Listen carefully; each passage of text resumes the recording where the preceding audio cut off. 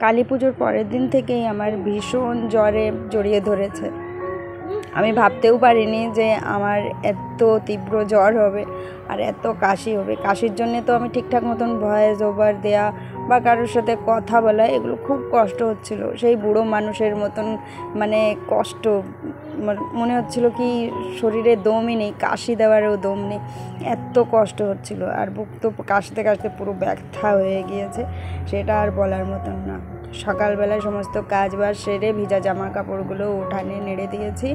তারপর গরম জল করে প্রথমে থাইরয়েডের ওষুধ খেয়েছি। এখন একটু ঝাল ঝাল করে চা করছি, মানে গোলমরিচ লবঙ্গ একটু বেশি বেশি দিয়ে তারপর গুড়ের চা করে নিচ্ছি। আমি একদম সুস্থ মানুষ ছিলাম, আমার মনে হচ্ছিল না যে আমার এইভাবে শরীরটা খারাপ করবে। যাই হোক, কালী পুজোর পরের দিনই আমাদের ঘরের পেছনে মানে ভরা অমাবস্যার সময় রাত্রে কেউ একটা কিছু করেছে। সকালবেলায় উঠে দেখি মানে কিছু পুড়িয়ে রাখা জিনিসগুলো, আর দেখেই বোঝা যাচ্ছে কেউ ভীষণভাবে কিছু একটা করেছে। কথা হলো আমি এগুলো বেশি একটা বিশ্বাস করি না, কিন্তু সেই দিন থেকেই আমার শরীরটা ভীষণই খারাপ। তো মনে মনে কোথাও না কোথাও ওই জিনিসটা মাথায় চলে আসে। ওটা ভেবেছিলাম তোমাদের সাথে একটু শেয়ার করব। তো তার আগেই আমার হাজব্যান্ড কোদাল দিয়ে চেঁচে চুলে ওটাকে ফেলে দিয়েছে, ওখানে গোবর দিয়ে ফিরে ল্যাপা দিয়েছে। তো বারে বারে যখন শরীরটা বেশি একটু খারাপ লাগে তখন সেই কথাটা মনে পড়ে যায় যে কে কী করলো। আসলে যে আমাকে দেখতে পারে না সেই করেছে।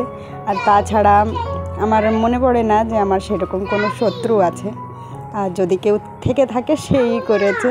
কিন্তু আমি এগুলো বিশ্বাস করি না। এটা যেটা আমার শরীরটা খারাপ হয়েছে এটা আবহাওয়াটা চেঞ্জ হওয়ার কারণে হয়েছে, ঠিক হয়েও যাব। যাই হোক, আজকে আমি রান্না করছি ভিন্ডি ভাজা আর আইরের ডাল। তো আইরের ডাল আমি প্রেশারে দিয়ে দিয়েছি। আর প্রেশারে যখনই কোনো ডাল রান্না করি আগে ফেনাটা ফেলে তারপর রান্না করি। একটু রসুন থেতো করে দিয়েছি, স্বাদ মতো লবণ দিয়ে এবার 3 থেকে 4 সিটি দিয়ে দেবো, ব্যাস আইরের ডাল গলে যাবে। আর ওইদিকে আমি বসিয়ে দেবো ভিন্ডি ভাজা। তো ভিন্ডি ভাজার জন্য প্রথমে ধনে দিয়েছি আর রসুন কাটা, লঙ্কা, এগুলো লাল লাল করে ভেজে তারপর ভিন্ডিগুলো দিয়ে দেব। আর হলুদ দেব না, শুধু লবণ দেব। এটা কিন্তু খুব টেস্টি লাগে। আর এটা হচ্ছে ইউপি স্টাইলের রান্না। আজকে দুটো জিনিসই কিন্তু ইউপি স্টাইলের রান্না করছি। খেতে আমার কাছে ভীষণই ভালো লাগে। খুব জ্বর হয়েছে কিন্তু আমি জোর করে ভাত খেয়ে নিচ্ছি।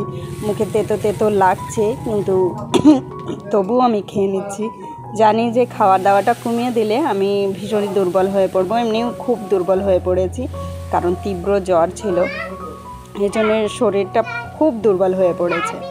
আর ডালটাও আমি হলুদ ছাড়াই রান্না করছি, রসুন আর লঙ্কা মানে কাঁচা লঙ্কা কেটে তারপর ফোড়ন দিয়েছি। ওই ইউপি স্টাইল মতনই করেছি।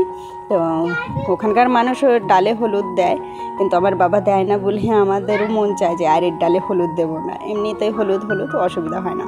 আর এই ডাল ভাত ভিন্ডি ভাজার সাথে রসুনের চাটনি না হলে ভালো লাগে না, তাই একটু রসুনের চাটনি করে নিচ্ছি। যাই হোক, চাটনি করতে করতে ভিডিওটাও শেষ করে দিচ্ছি। আজকের ভিডিওটা কেমন লাগলো সবাই জানিও। চলো ফিরে দেখা হবে নেক্সট ভিডিওতে, সবাই ভালো থেকো।